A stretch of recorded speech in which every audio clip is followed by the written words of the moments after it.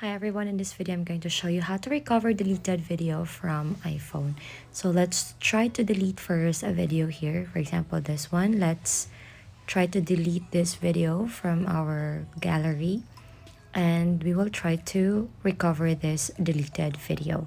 So in order for us to do that, let's tap on our albums and then just scroll down a bit to see your utilities. Now under your utilities, you will see there's 4 options. Tap on the recently deleted. Now if you've added face lock or pin, then you can just unlock it and then you'll be able to see all your deleted photos and videos. And here, now tap select and then you can now choose a specific video that you wish to recover. So this is the video that we have just deleted a while ago. So you can delete or recover that. So take note, photos and videos show the days remaining before deletion. So after that time, this will be permanently deleted and it will take up to 40 days.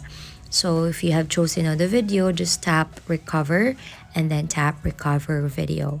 Now that won't be appearing on the deleted or recently deleted file, so you can go back to your albums and then tap for videos, and as you can see, the video that we have recently deleted is already there, so it means we have recovered that video already.